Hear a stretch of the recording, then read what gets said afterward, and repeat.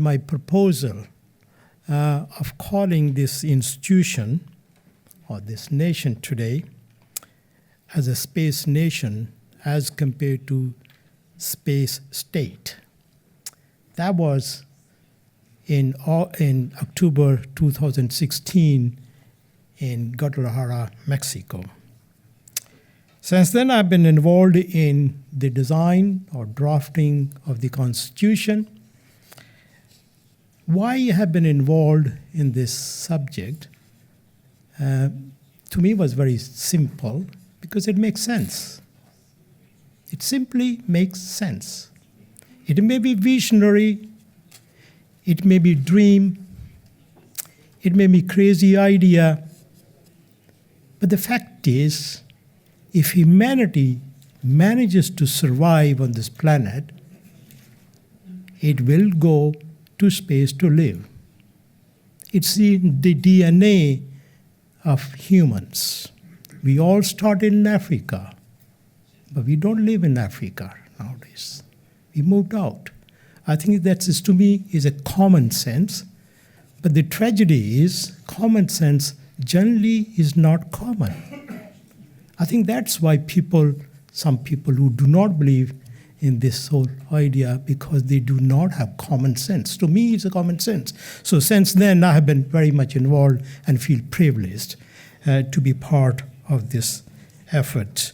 Have been somewhat in the back side or behind the scene, working very closely with Lena Diveni, the Minister of Information and Communications, and also Mr. Marcus Gronovach, which is the Minister of Justice. So I tried to make small contribution to the growth of this nation, which again, to me, is something natural. Things don't happen for the sake of happening. They have to be happen. I think the burden is on everybody here, on us, to move forward. Nobody is going to do for us. We have to do it ourselves.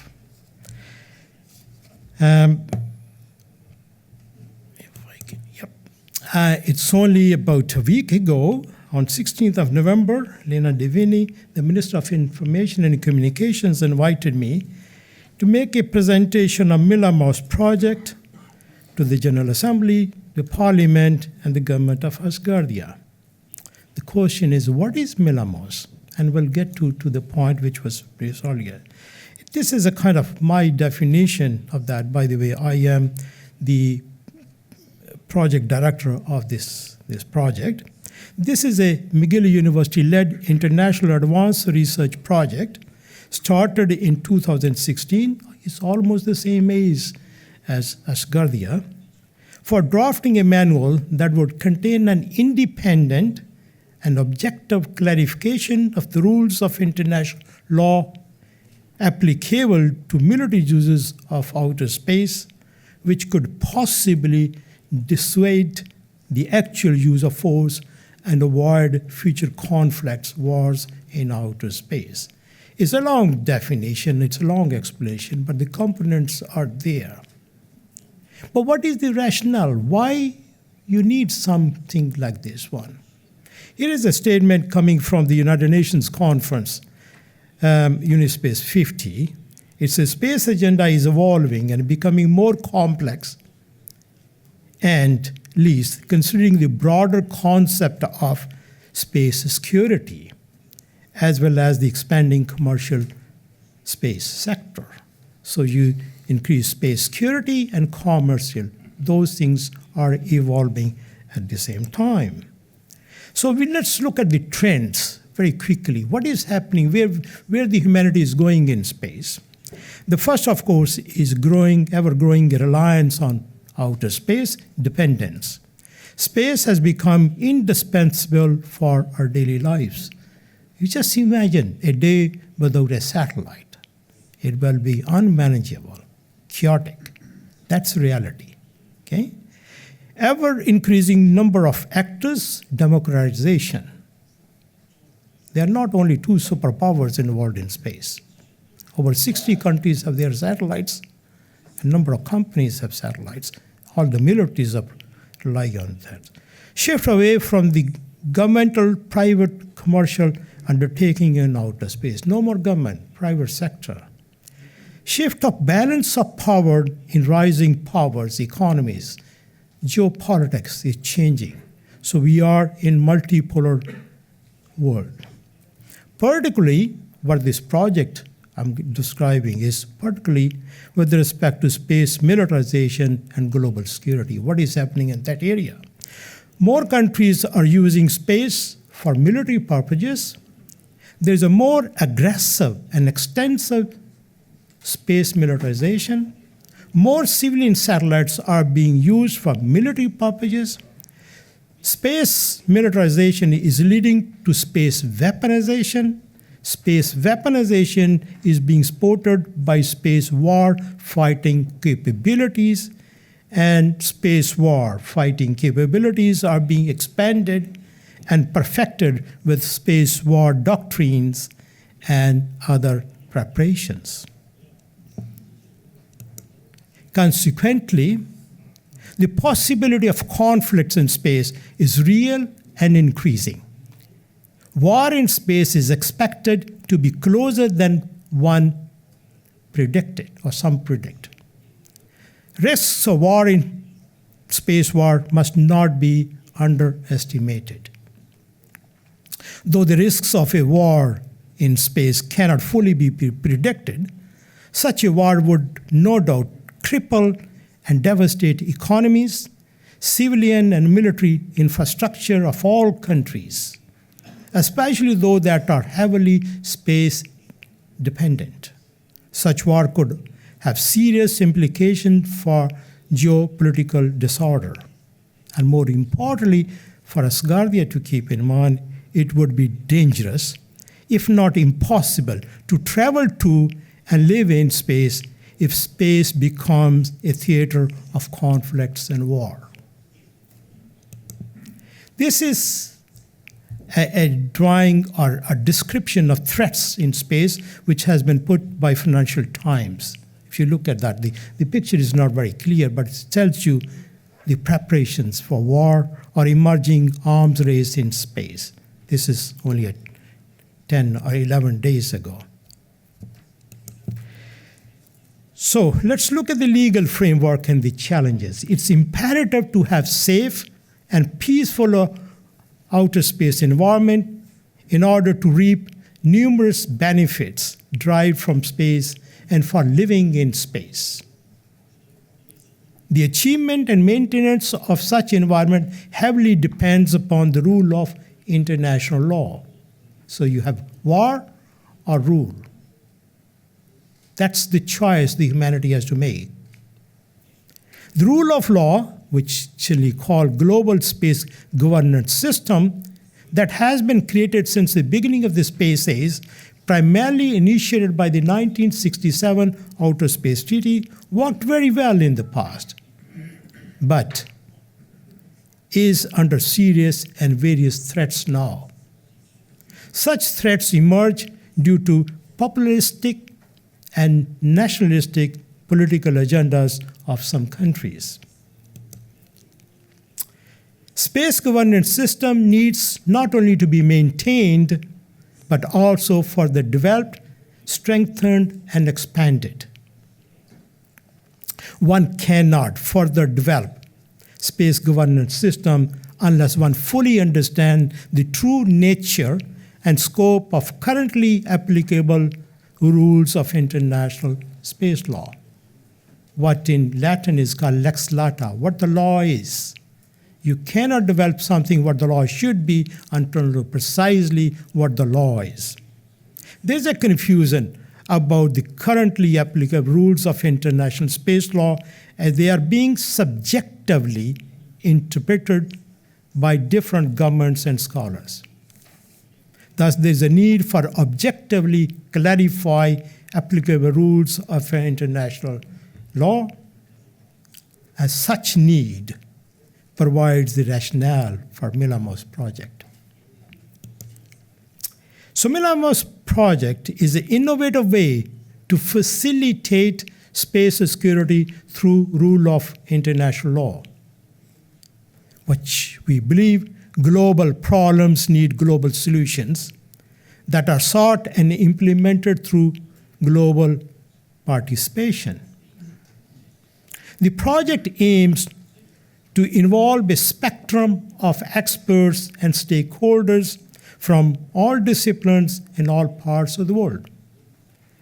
It involves legal and technical experts who participate in their personal capacity, and there's an appeal to common interests and united by common concerns.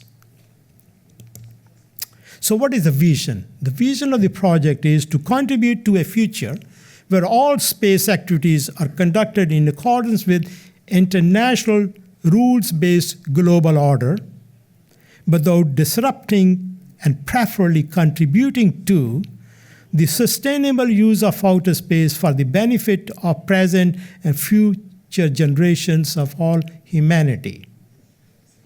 With that vision in mind, the mission of the project is to develop within a period of 3 years a manual that objectively, the word objectively is very important, that objectively articulates and clarifies existing international law applicable to military uses of outer space in time of peace, including times posing challenges to peace. So this is the structure we have put together. I'm the project director. Then we have an editorial committee there, and my co-editor is Professor Stephen Freeland from Australia. We have board of advisors. And this is the kind of structure. Above me is the university structure. As you know, McGill University is over 150 years old university. That means highly bureaucratic. There are checks and balances and all kind of things, permissions here and there kind of things. So though I'm the project director, that means I have all the responsibilities, have zero right, zero authority. That's the way. C'est la vie. All right. The participation of experts and contribution from various institutions in various countries, from China, Canada, Germany, France, USA, India, Japan, Israel, Russia, Greece, Brazil, Argentina, and some other. So try to bring people from different parts of the world. These are the institutions which support us, contribute us, and here Asgardii is actually represented by ROOM, because when the contract was made for sport, Asgardii did not exist as a government. So ROOM continues from that, and we very much appreciated the contribution.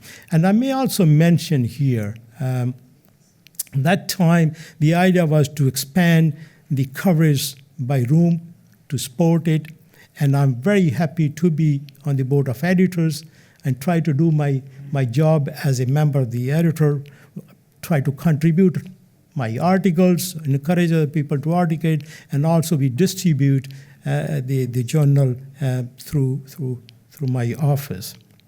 So you can see there are different institutions from different parts of the world in which are contributing.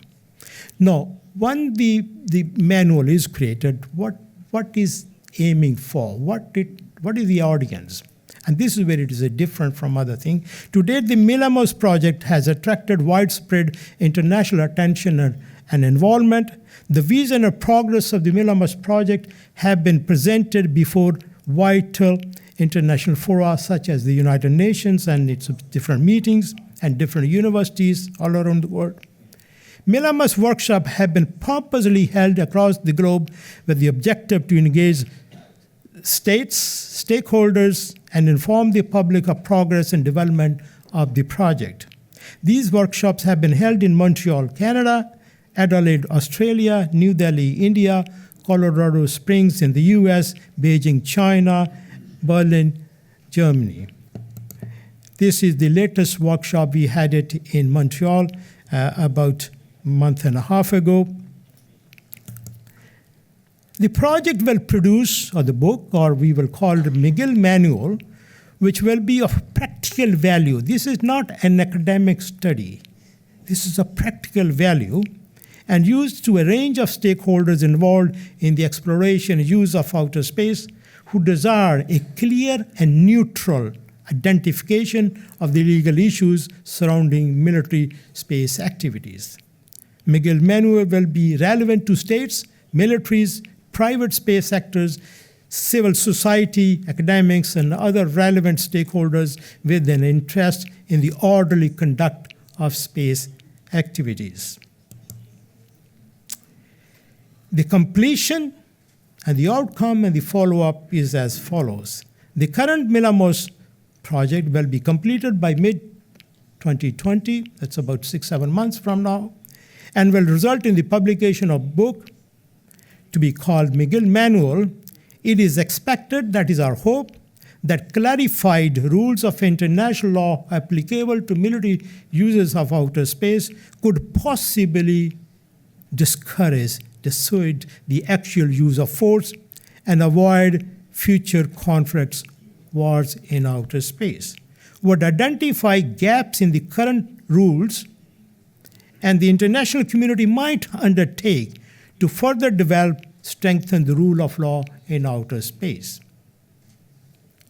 Would also serve as a tool for education and training, as well as an independent source of public information about possible space conflicts. And possibly in or by 2021, we would be exploring all possibilities for collaboration and sponsorship for the follow-up activities, including what I will call Milamos 2. This is where I end. Thank you very much for your attention. I'll be glad to answer any questions.